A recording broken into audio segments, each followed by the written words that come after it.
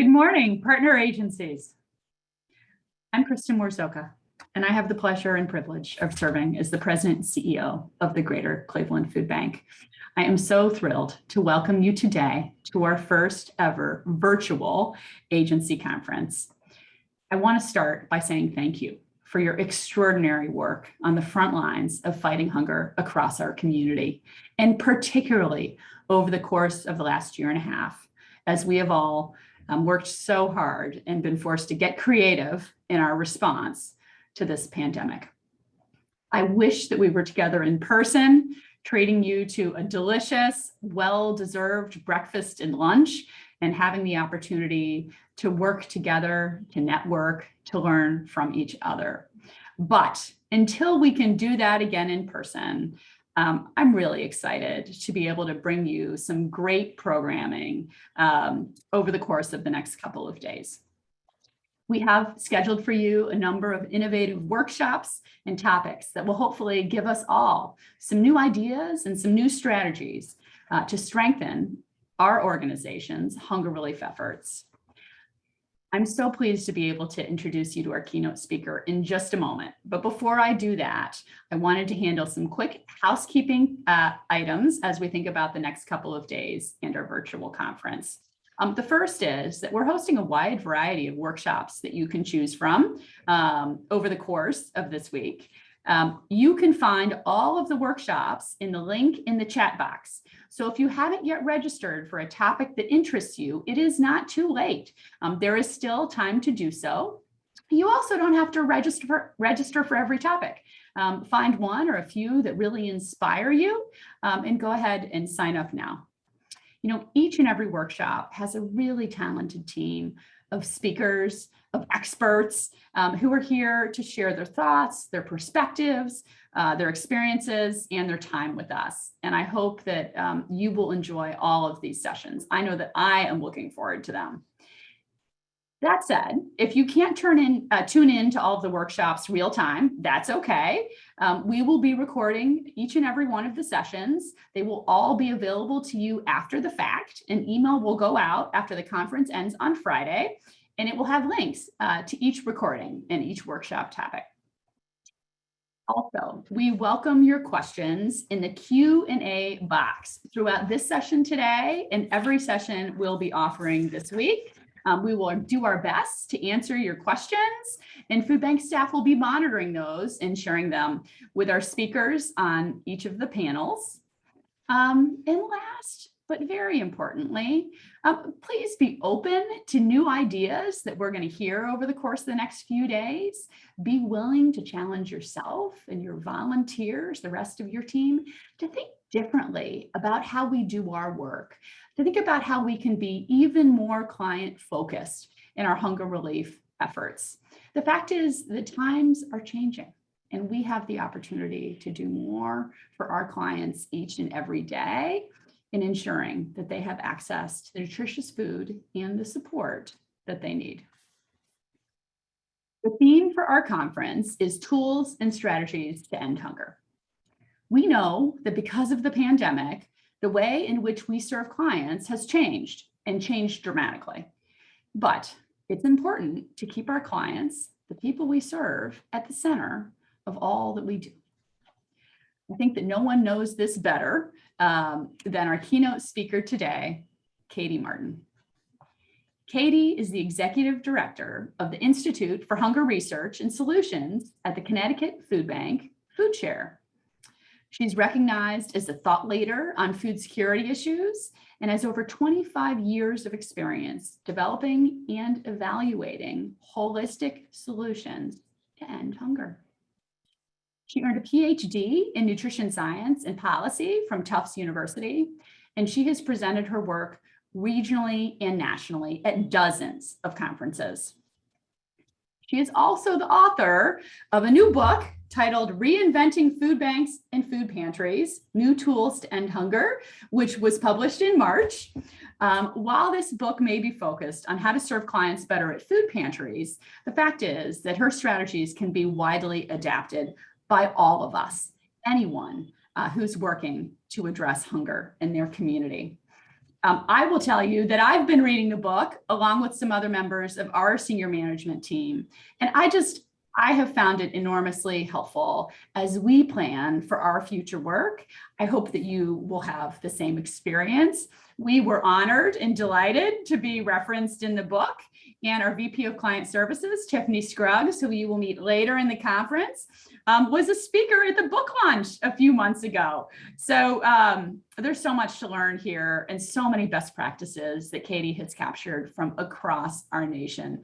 I'm really, really excited to introduce her to you today. Katie, thanks for your partnership. Thanks for your thought leadership. Thanks for this great book. We're so glad to have you here today.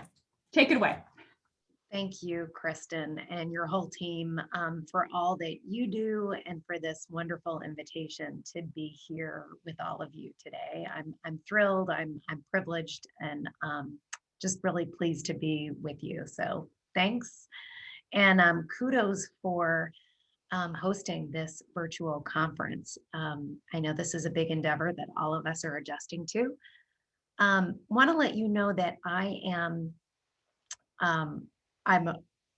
living in Connecticut now, but I grew up and spent many years in Ohio, so I'm a Buckeye at heart. And let's see if I can share my screen with all of you. And let's hope that this is going to work. And hold on a moment.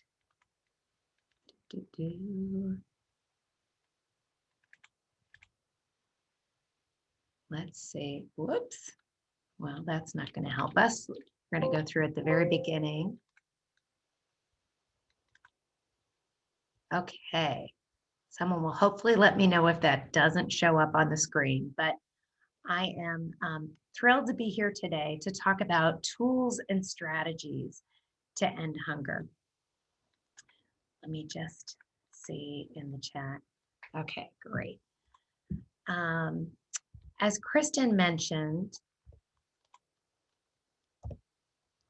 I recently wrote a book that's called Reinventing Food Banks and Pantries, New Tools to End Hunger. And those of you here on the conference today, you are my audience for this book. When I was actively involved with writing and I got really clear on who my main audience was for this book, it is people who work and volunteer at food pantries, at meal programs, and also at food banks. And my goal was to provide inspiration for new ways of thinking about the problem of hunger, but not just to be theoretical, but to also provide action steps that you can take in your community today. So at the end of every chapter, I have specific action steps that you can take. And I hope that in our conversation this morning and through some question and answer, you'll be inspired and ready to take some action steps in your communities. Just want to take a moment and let you know about my motivation for writing the book. At the very beginning of the book, I talk about an experience in the summer of 1994, several years ago, when I interned at the food bank for New York City. And I talked about getting off of the subway and heading towards a food pantry. I was working for the food bank and visiting a lot of food pantries to make sure that they were abiding by the food bank rules and regulations. And this was the scene when I was walking from the subway towards the food pantry. And it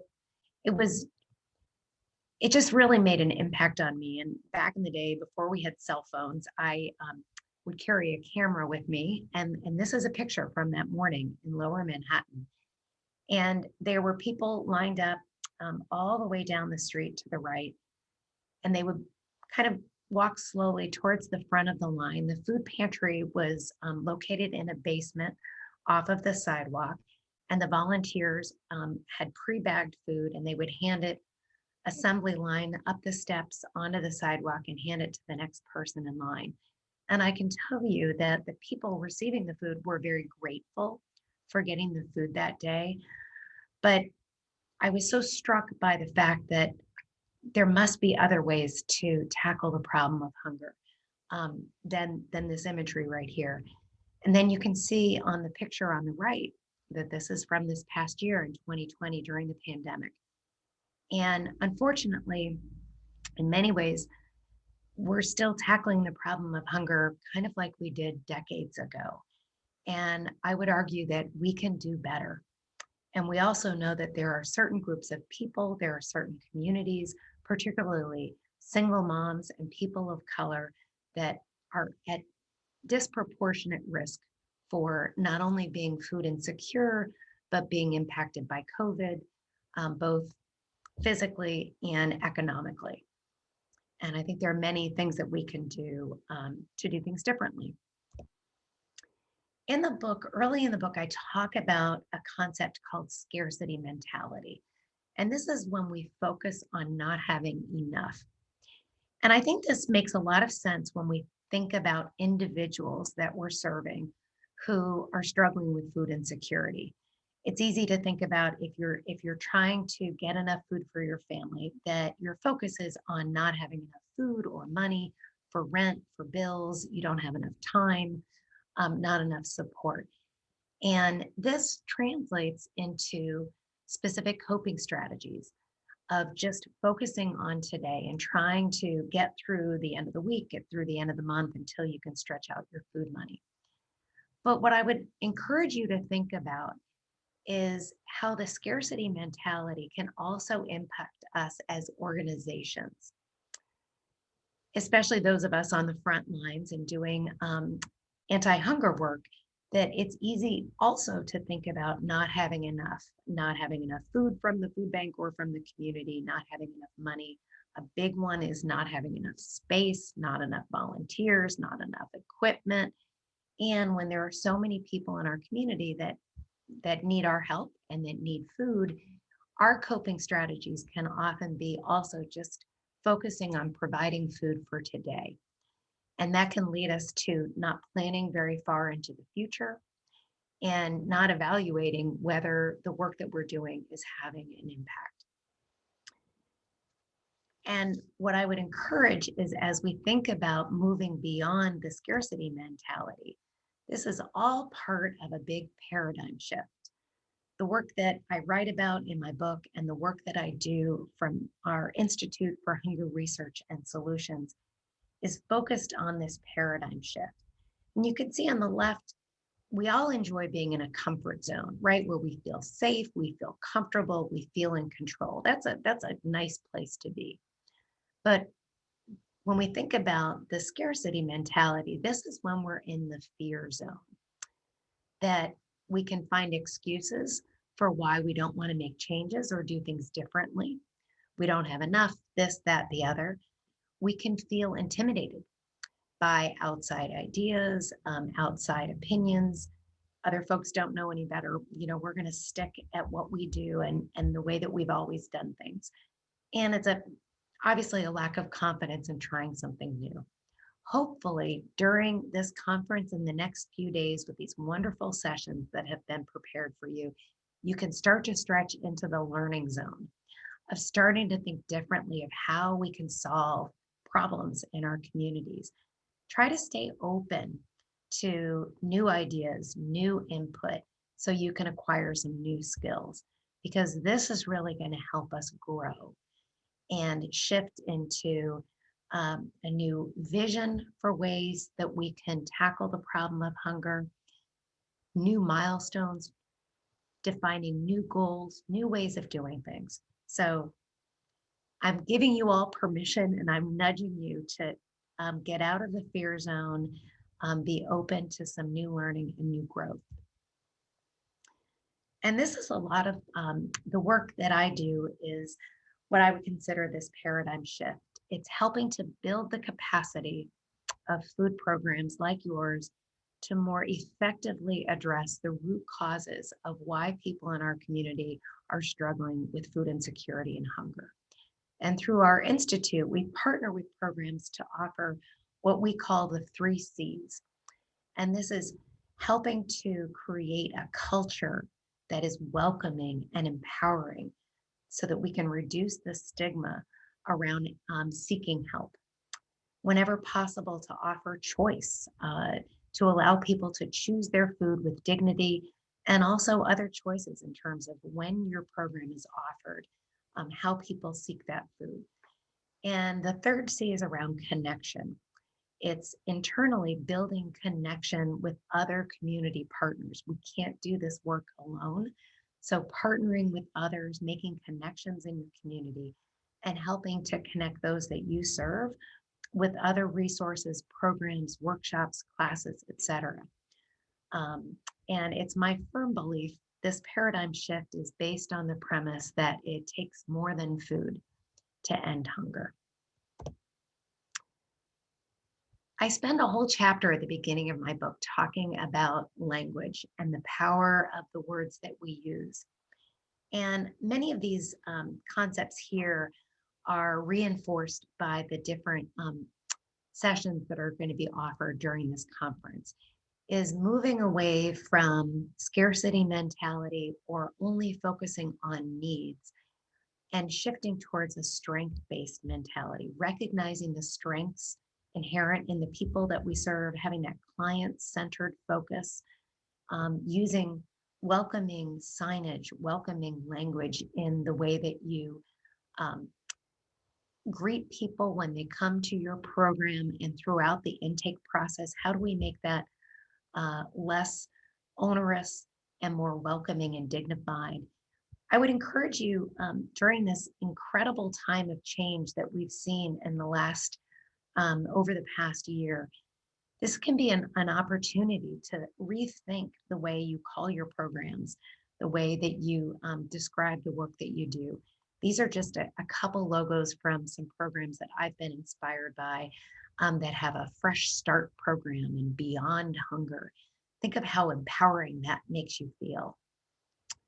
We very often think about the people we serve as clients, but you may also want to consider referring to them as customers, neighbors, guests, to really put an emphasis on customer service. And whenever possible, think about the languages that are spoken by the people that you serve and make sure that your signage and the language you use is translated into those languages. All of these things can help reduce the stigma and embarrassment of seeking help. We also can think about subtle yet important ways to improve the guest experience. So think about what it might feel like when folks come to get food from your program. I'm a big fan of designating one of your key volunteers as a greeter, that their main job is just to greet people when they come in, to say hello, to add a smile. Those subtle things can make such a difference in the whole experience of coming to get help. Subtle things like a new coat of paint can do wonders to how the space feels. Having a comfortable seating area, limiting the amount of time that people have to wait. None of us like to wait in line for services. So how do we try to make sure that people don't have to wait too long? Again, that helps to reduce the stigma. You might want to consider having a suggestion box, gathering input and feedback from the people you serve to let them know you hear them, you're listening. Another strategy for improving the guest experience is to ask if some of your guests who are coming to receive help would like to also volunteer at your program. This can help reduce the power dynamics and the barriers with seeking help. And many of these issues here are part of the notion of trauma-informed care. And I know you're going to have a whole session on this. I would encourage you to take advantage of that session. We know that many people who struggle with food insecurity, or if you're living in poverty, have also experienced some type of trauma.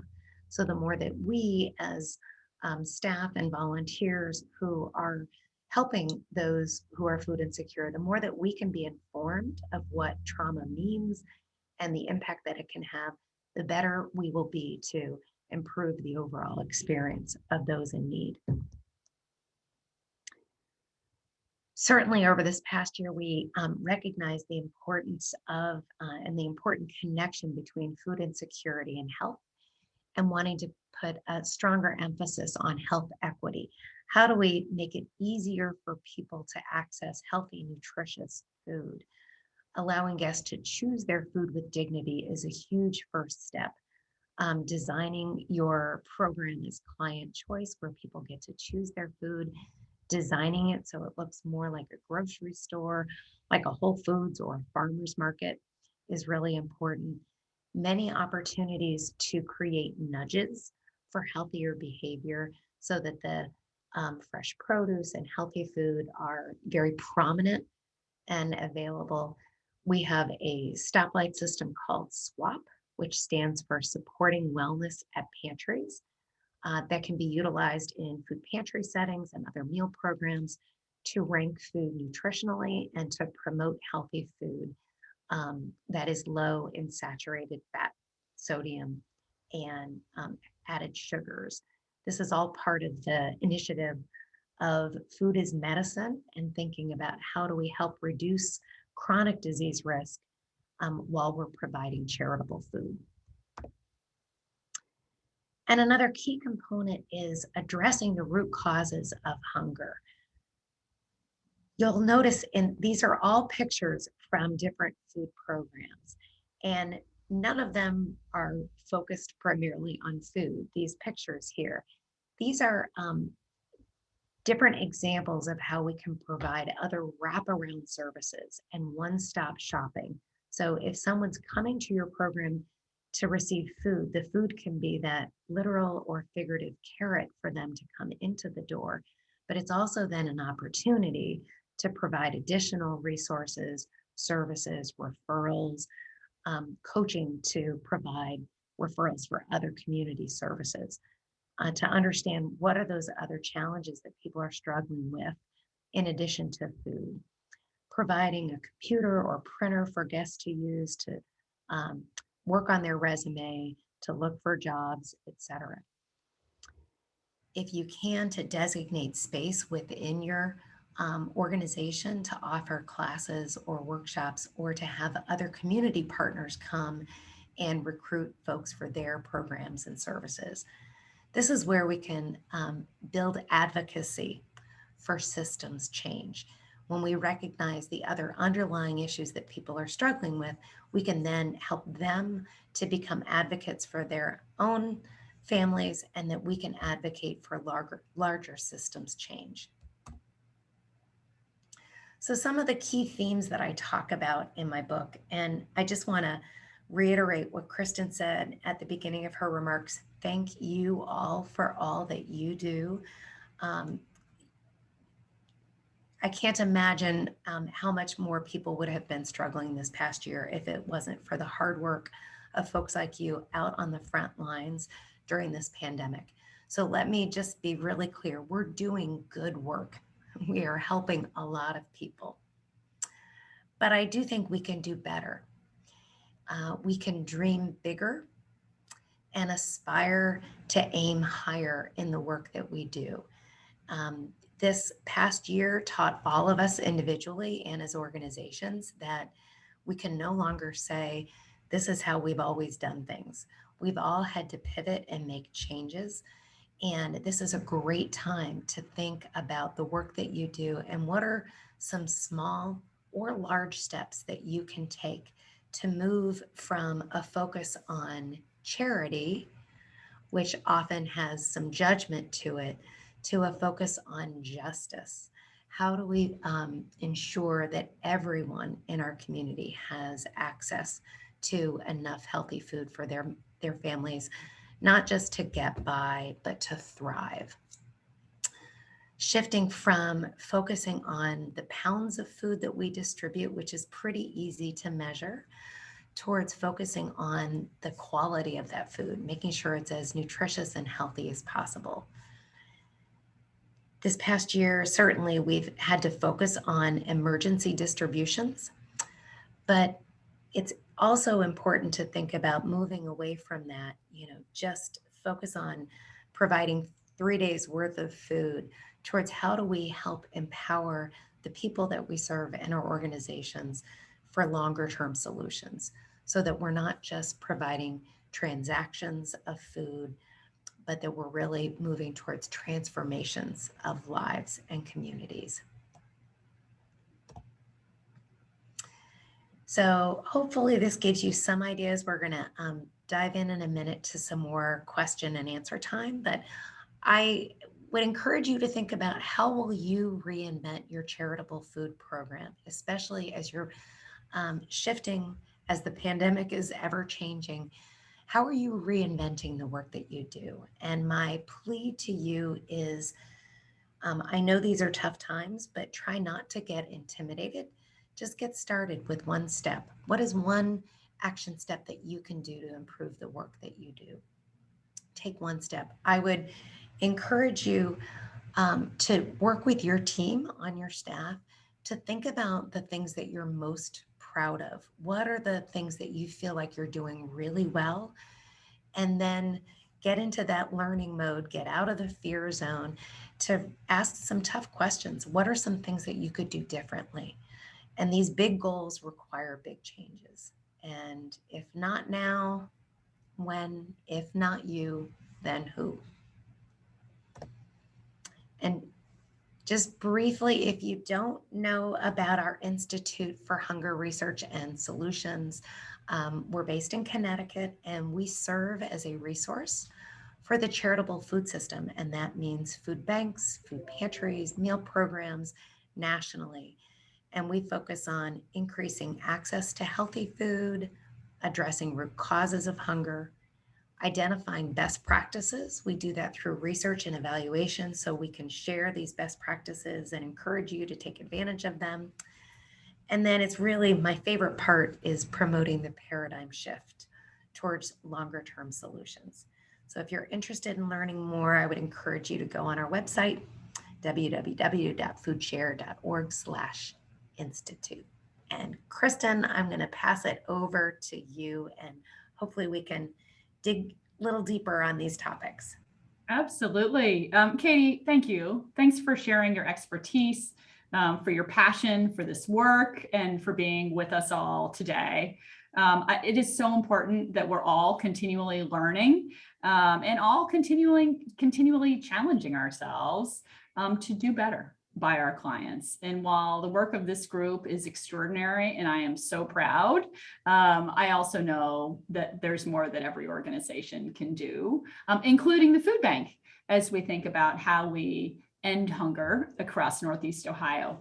So I want to encourage anyone who's watching to go ahead and put any questions you have in the Q&A. Jess Morgan, our Chief Programs Officer, is watching that carefully. She'll be passing questions to me that I can ask of Katie, but I'm going to get started with some basic questions to kick us off here. So what inspired you to write this book? I mean, it's amazing that you spent so many years learning and researching hunger and how we can address it. But what inspired you to actually put it all down on paper? What a project. Yeah. You know, it's funny. A lot of times people ask me, how long did it take you to write the book? And often I think, well, about 25 years in some ways of just really spending time talking with many, many people who experience food insecurity to understand their challenges, their dreams, their hopes, spending a lot of time visiting food pantries and food banks. And I think what motivated me to put it down in paper was that I would see some really awesome, innovative programs happening that were so inspiring, and yet then go to another program that looked kind of like it did back in 1994. And I felt like, oh my gosh, there's so much that I want to share, that I want people to know about. And I think, unfortunately, in this charitable food system, very often you may not have visited another food pantry to know what's different. And so I wanted to share that history and examples so that other people could be inspired and take action. Wonderful, thank you. And of all of the programs you visited and the agencies you've learned about over the years. Can you share just a few examples of some of the organizations that you think are doing this right and what they're doing to help go beyond hunger? Yeah. I mean, I don't want to sound too flip, but your ears should be burning frequently because I brag about the work that you guys are doing in Cleveland frequently. So I want to just put a big highlight first that the Greater Cleveland Food Bank is doing amazing work. You guys inspire me.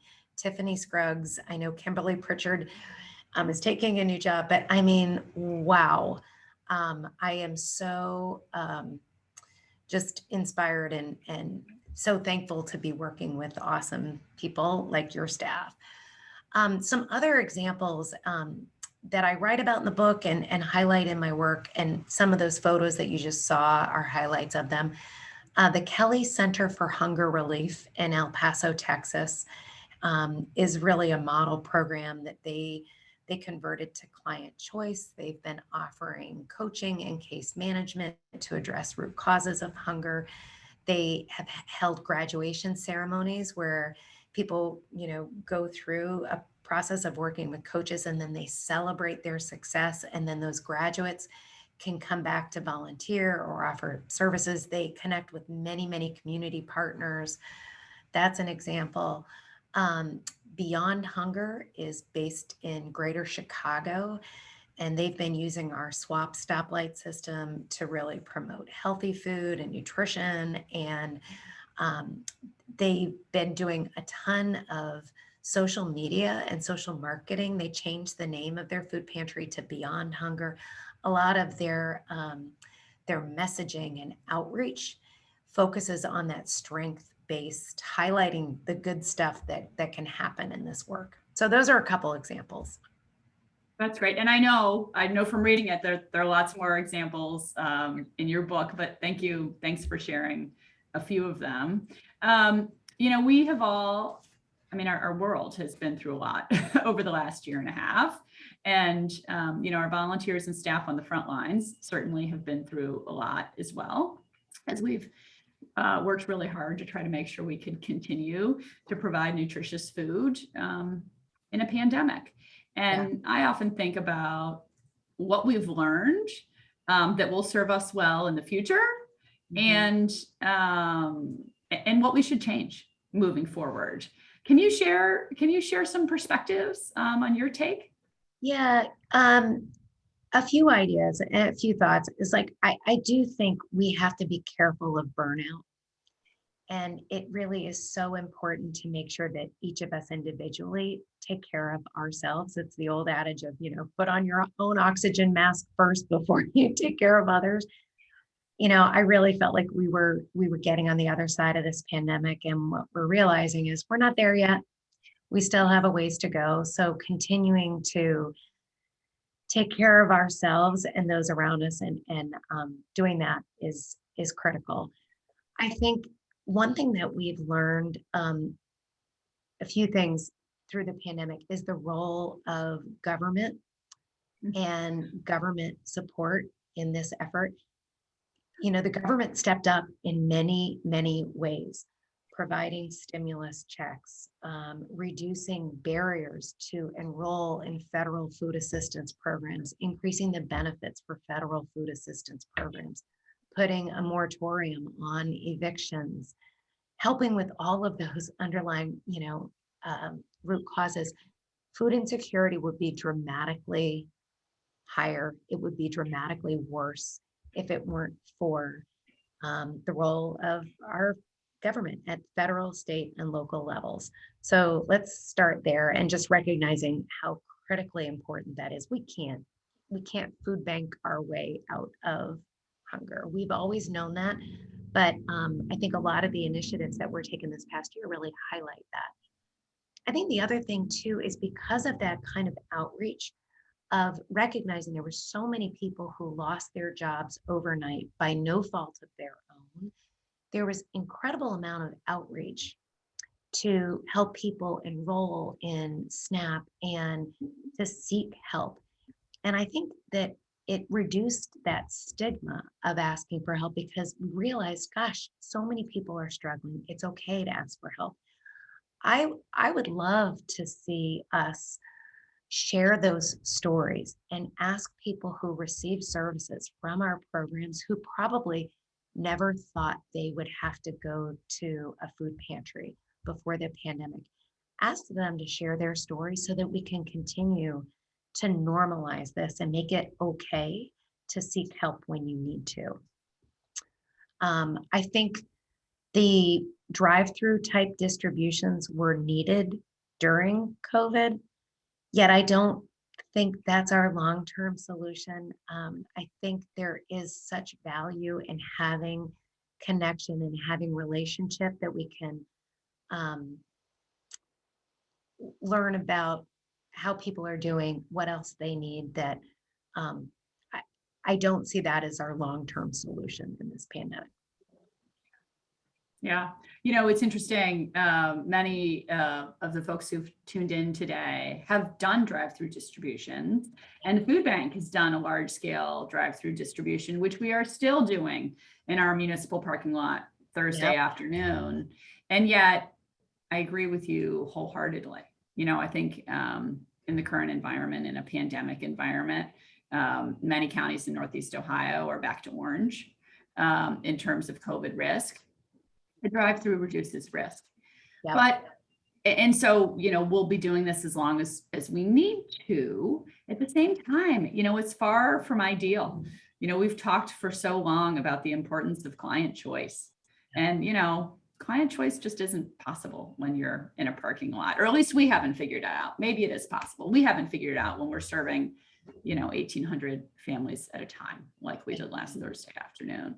But I look forward to the day that we can all get back to greeting our clients, our customers face to face, giving them the choices that they deserve, and really building those relationships with them. I do think you're right, and that is so important. Well, and too, there's a lot of innovation that's taken place during COVID, and the Northern Illinois Food Bank and some others have been doing some really awesome work with online ordering, so it can still be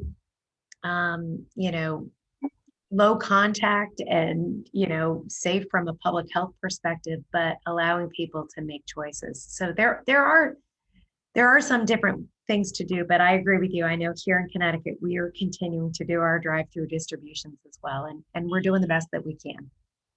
Right. That's a great suggestion, though, and thank you. It is really neat to see what can happen online, and I think we've all learned a lot about using technology to serve clients better and differently over the course of the last year and a half. So for folks who are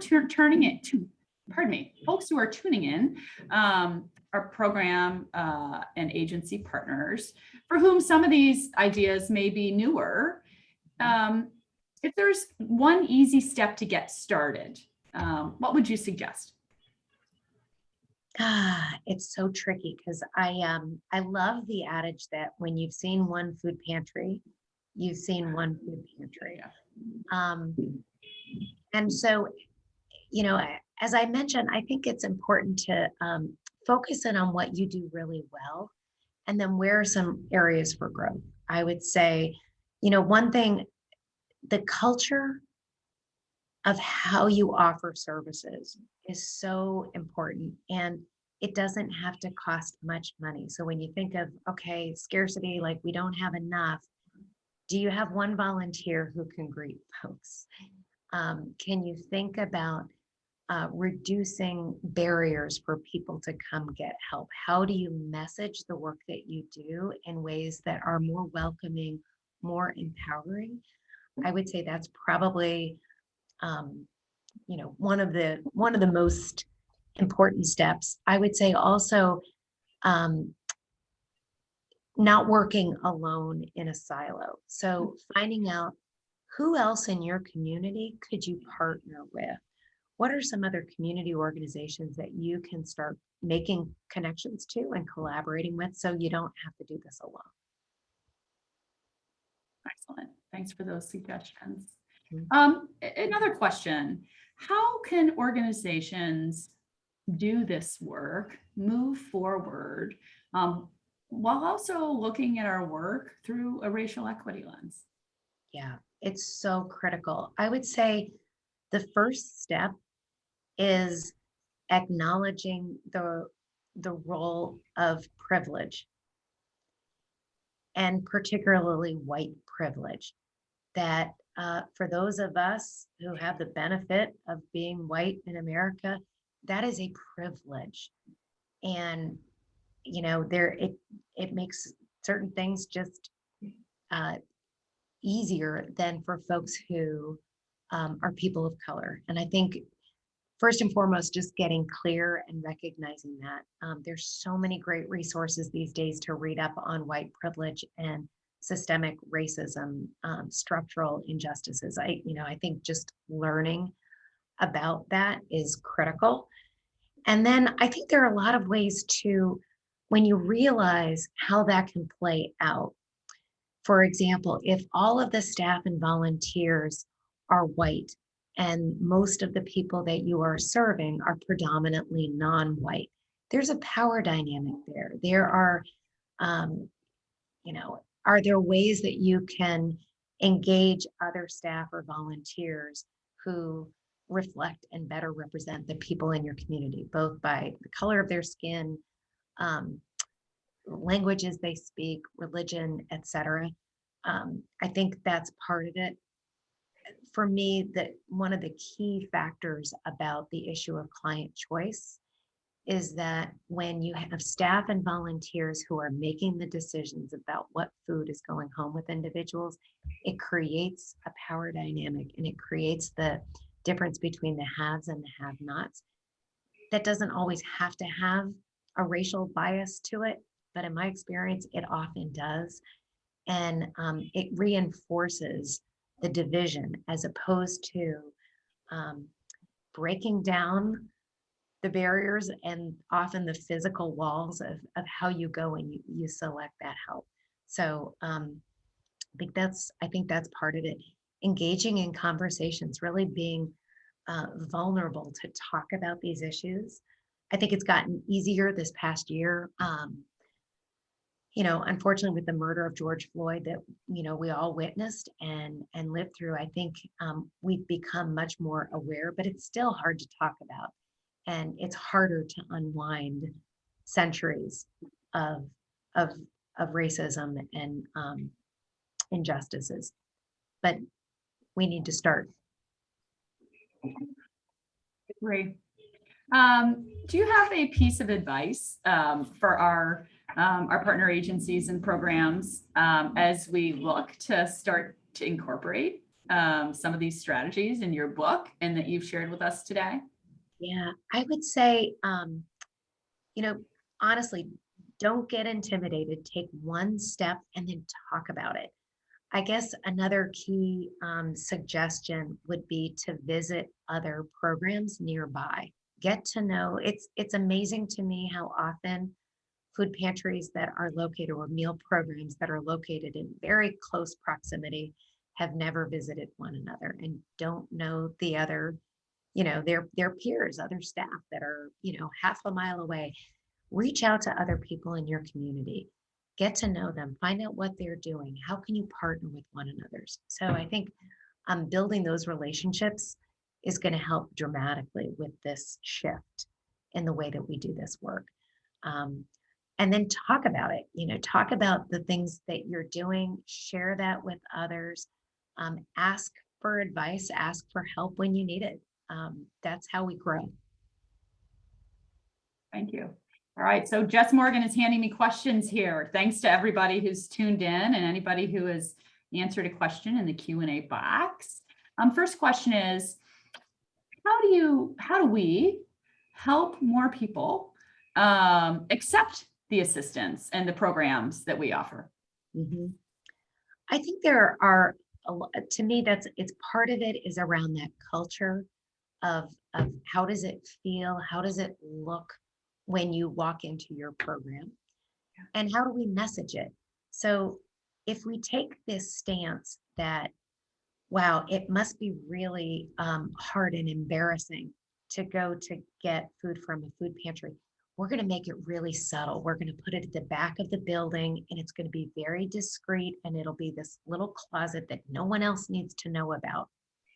That reinforces why people probably may not want to go there. If, on the other hand, we put up big, beautiful signage and we make it colorful, and we promote it on, think of all of the avenues with social media that we have at our fingertips to raise awareness about our services and our programs, to normalize it, and then have others like it and share it and talk about, again, sharing the stories of people who have received help, asking if they would be willing to share their story, I think can break down the stigma and that potential embarrassment of getting help. I think a lot of times we promote that embarrassment because we think, oh gosh, that would be really hard. People probably don't want to talk about this.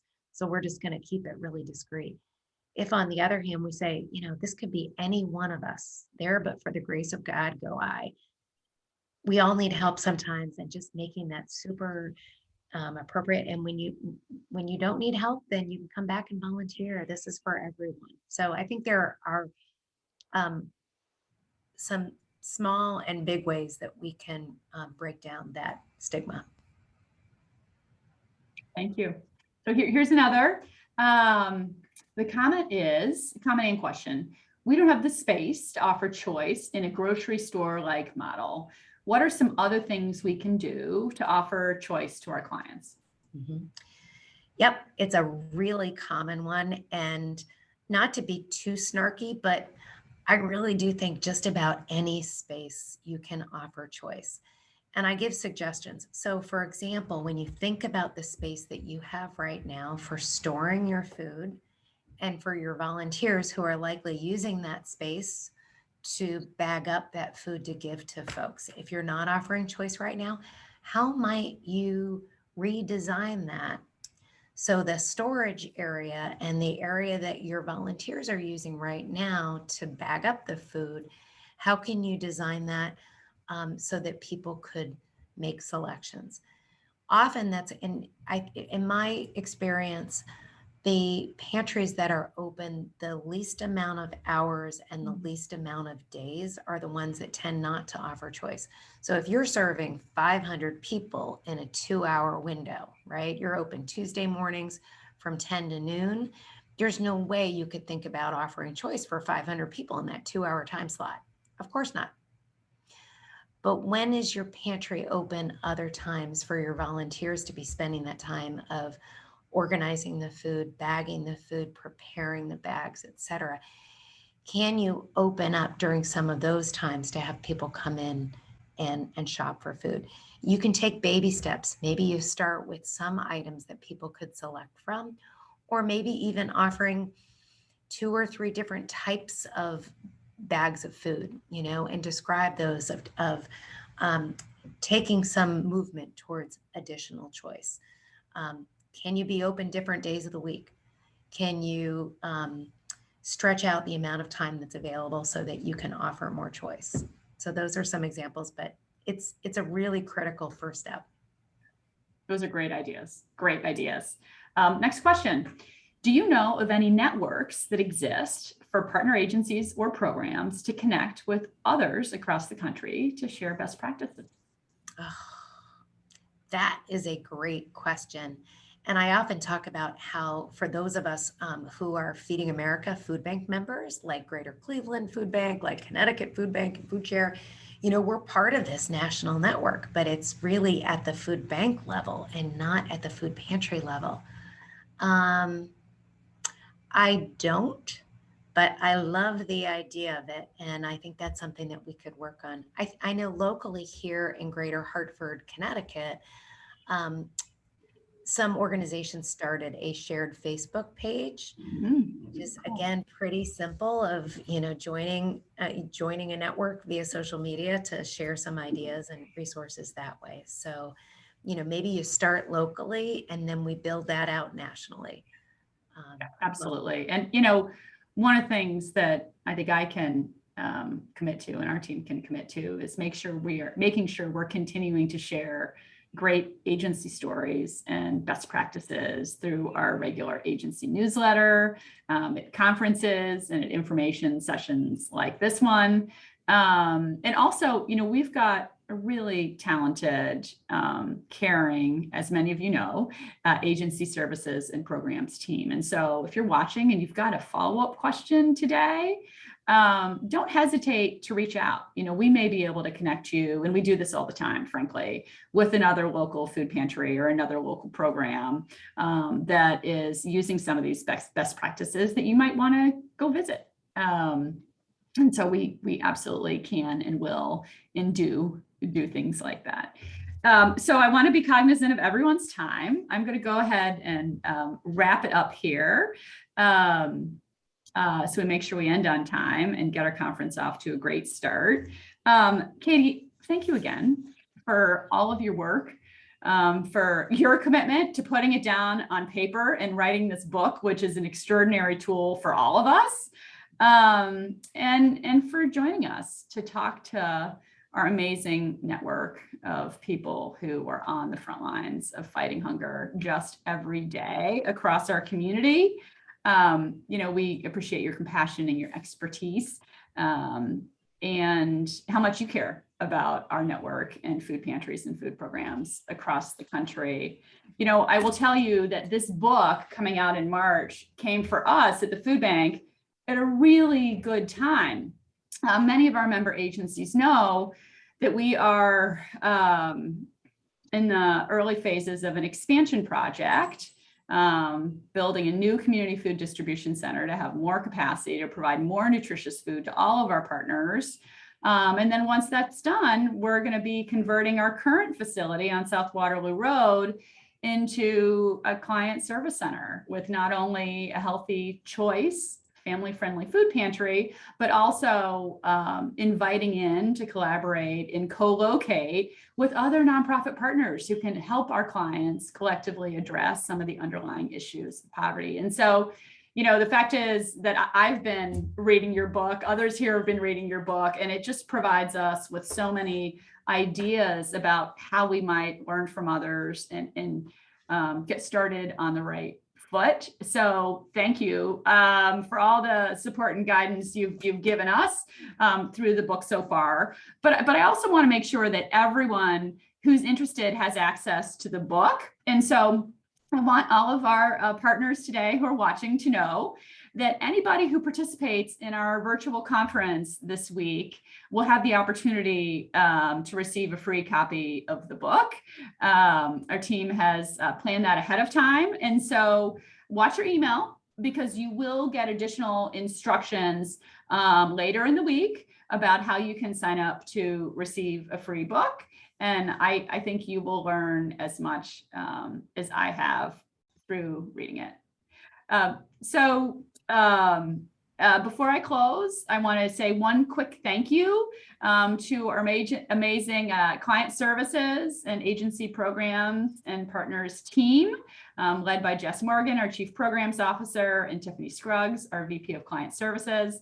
They've all been working really hard to put together for you a top-notch virtual conference, pulled in some great speakers and experts on a variety of topics. So I hope this is not the last session you join us for over the next couple of days. But this does conclude our keynote presentation. Thanks for joining. Enjoy the rest of this week. And again, thanks, Katie, and thanks to all of you out there for your incredibly hard work and for the millions of ways you care about our fellow Northeast Ohioans who need us.